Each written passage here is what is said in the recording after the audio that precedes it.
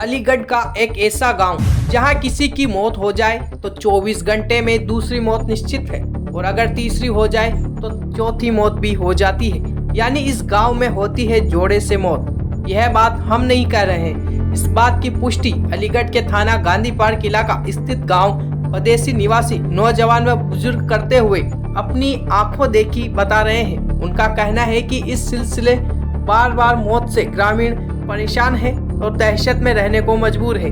ताजा मामले में अब तक 4 दिनों में 4 मौत की पुष्टि हुई है। अब इसे कोई घटना कहें या ग्रामीणों का अंधविश्वास या मात्र एक इत्तेफाक कहें, जो भी हो ग्रामीण इससे परेशान है।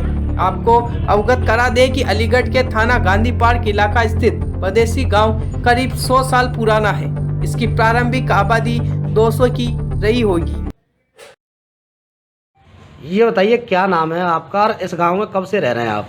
मेरा नाम गंगावासी है, पूर्व प्रधान हूँ और मेरी उम्र करीब 72-73 साल की हो गई और अपने पिताजी के भी थोड़ा बहुत बड़ा ज्ञान है, अपने बाबा का भी है।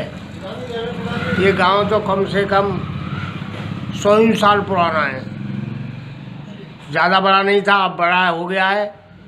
गांव की पब्लिक बड़ी है, परंतु जब गांव में हमने यही देखा है कि अगर एक मौत हो गई तो गांव पूरा इस चक्कर में रहता है कि भाई दूसरा कौन मरेगा,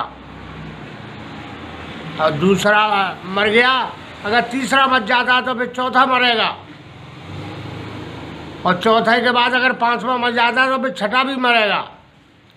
इस गांव की ये पोजीशन है, पुराना इतिहास है। पुराना इतिहास है ये। तो क्या माना जाए, इसे किस नज़रिए से देखते हैं आप? शायद इसे तो यही देखते हैं क्या प्रभु की देन है इस गांव में, और तो हमें कोई ज़्यादा जाके मामले में जानता ना है कि साहब कि कैसे मरते कैसे ना मरते। तो मरने वाले जवान होते हैं? हाँ, जवान ही मरते। अभी देखो कल ले एक लोटा ख़त्म भया, फिर दूसरा लोटा भी ख़त्म हो गया। अब डर कैसा है? अब डर कैसा है गाँव में? अब डर ये है कि भाई अब तीसरा न मरे कोई, अगर तीसरा मरता है तो फिर चौथा लाजमी मरेगा, और चौथा मर गया तो फिर ये कहते हैं कि अगर 5वां मरता है तो फिर छठा मरेगा। लोगों में डर मतलब पैदा हो जाता है? डर पैदा हो जाता है, ये बहुत बड़ा डर पैदा हो जाता है एक मौत के बाद ही? एक मौत के बाद ही। मैं आपका किस गांव के हूँ? गांव पदेसी का हूँ। मेरा नाम मनोज चौधरी है। ऐसी क्या वजह है कि यहाँ पर जोड़े से मृत्यु होती है, क्या कारण रहता है? कारण ये है, मेरे भाई की मृत्यु, उससे पहले भी 2 मृत्यु हुई हैं, उसके बाद आज भी 1 मृत्यु हुई है। नहीं, क्या कारण से मृत्यु होती है और किस वजह से होती है? पता नहीं, ये तो बहुत दिन से चलती है। कितने सालों से ये सब कुछ चला हुआ है? बहुत दिन से चला आ रहा है। तो मृत्यु जवान मृत्यु होती है या बूढ़े लोग भी मरते हैं? जवान भी होती हैं और बूढ़े लोग भी होते हैं, दोनों। ऐसा कितनी बार हो चुका है और लगातार कब से होता हुआ आ रहा है?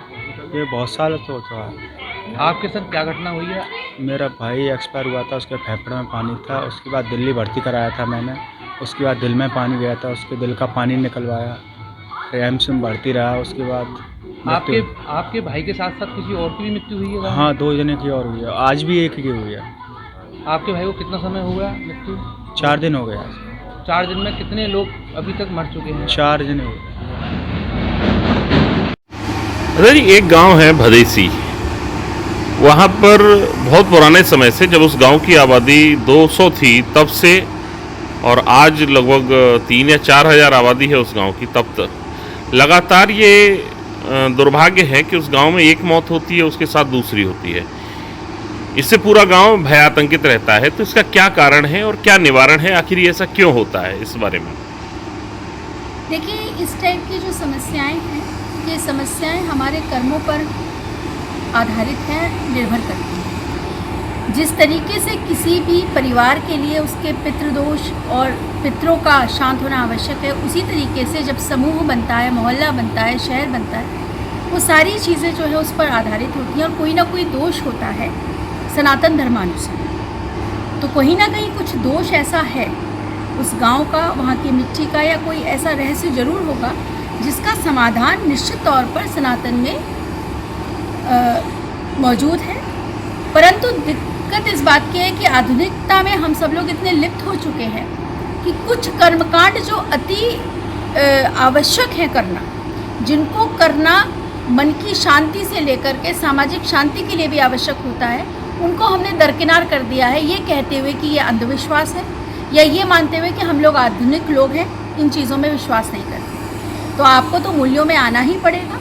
सनातन में इसका समाधान है। मैं गांव वालों के लिए, सबके लिए प्रार्थना करती हूँ यहीं बैठ करके, और साथ में ये भी आह्वान करती हूँ कि यदि वो लोग आएंगे तो बैठ करके इसका समाधान निश्चित तौर पर हमारे समाधान में उपलब्ध है, तो उसका लाभ उठाएं और आतंकित होने की आवश्यकता नहीं है।